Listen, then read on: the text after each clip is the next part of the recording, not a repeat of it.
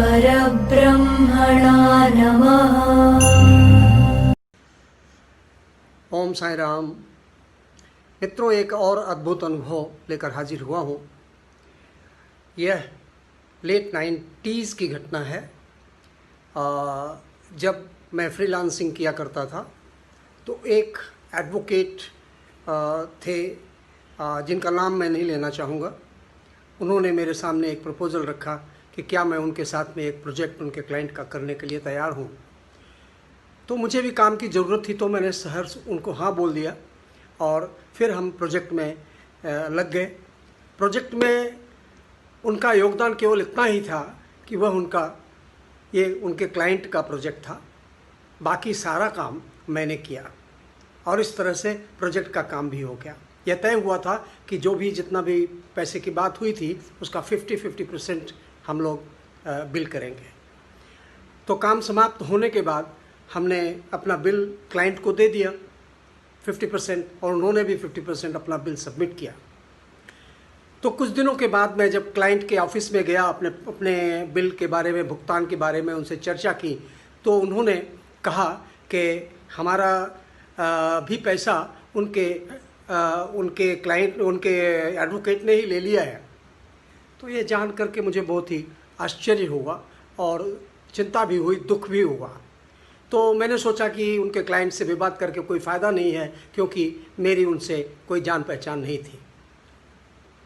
तो फिर मैं वहाँ से उनके ऑफ़िस में, जो कि थाना में ऑफ़िस था उनके ऑफ़िस में गया और ऑफ़िस में जा कर के उनसे मैंने पूछा कि आपने ऐसा क्यों किया, मेरा पैसा, मेरा भी बिल आपने ले लिया, ये तो अच्छी बात नहीं है। फिर उन्होंने बड़े दुख के भाव से बहुत ऐसा कहने लगे जैसे उनको बहुत कष्ट था।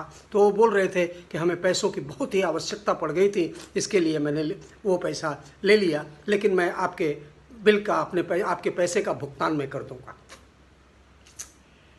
फिर मुझे बड़ी ग्लानि हुई, मुझे लगा कि मुझे धोखा मिल गया है। फिर मैं बड़े दुखी मन से घर पे आया और घर पे आकर के किसी से कुछ मैंने बताया नहीं। हमारी श्रीमती जी ने हमको खाना दिया, मैंने खाना खाया और खाना खा करके जाके बेडरूम में मैं लेट गया और फिर नींद आ गई। तो और नींद से जब मेरी निद्रा खुली करीब 1 आध घंटे के बाद, तो मैंने देखा कि मैं आंखें बंद किए रहता हूँ थोड़ी देर के लिए, तो अचानक ही मेरे अंदर से एक आवाज़ आती है, बेटा गंगा माँ को प्रणाम करो। और फिर मैं क्या देखता हूँ कि जल प्रवाह मेरी अंतर्दृष्टि में बहुत तेजी से हर हर हर हर करके बहने लगा और मैं अवाक इस दृश्य को देखता रहा और मन ही मन गंगा माँ को प्रणाम किया। मित्रों, यह बहुत ही अद्भुत घटना हमारे साथ हुई है। उसके बाद एक सर्पाकार श्वेत बर्फ की शिला जैसी साए साए की आवाज़ जो है हमारी अंतर्दृष्टि में गूंजने लगी और थोड़ी देर के बाद एक आवाज़ आती है, बेटा किसका संहार करना है।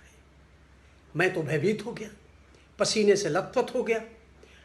तुरंत ही मैंने कहा, बाबा मुझे किसी का अहित नहीं कर, मैं किसी का अहित नहीं चाहता हूँ, बाबा किसी का अहित नहीं चाहता हूँ। मैं प्रार्थना करने लगा और प्रार्थना करते करते वो दृश्य हमारी अंतर्दृष्टि से विलुप्त हो गया।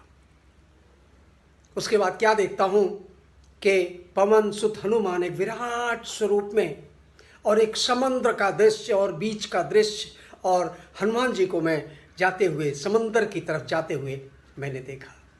कितना अद्भुत दृश्य था। मित्रों, आई बात कई बात, काफ़ी समय गुजर चुके थे। फिर मैं इस बात को भूल गया और इसके बाद अपने दूसरे कार्यों में संलग्न हो गया। फिर समय करीब गुजरता गया, 1 साल हो गया, न उन्होंने पैसा हमको रिटर्न किया और न मैं कभी उनसे पैसा मांगा।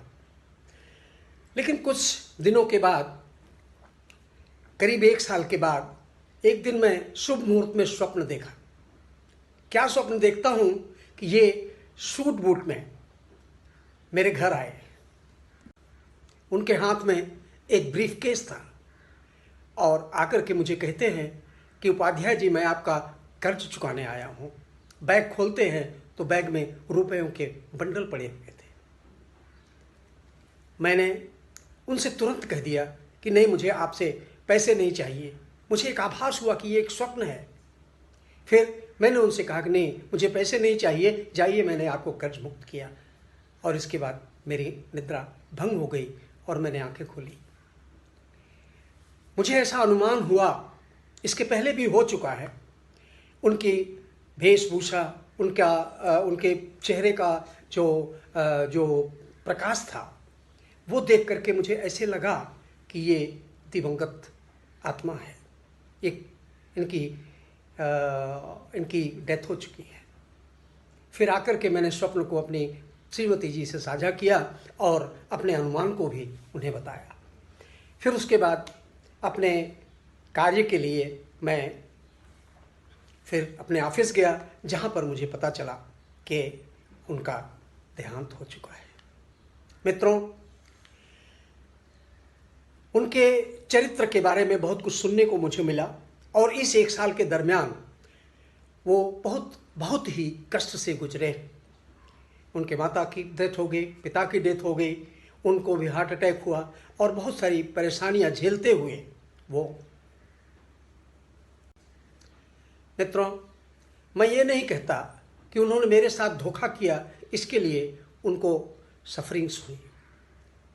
मित्रों, ये तो सर्वविदित है कि कर्म, जो भी आप कर्म कर रहे हैं, उसी का फल हम जीवन में अच्छा या बुरा भुगत रहे हैं।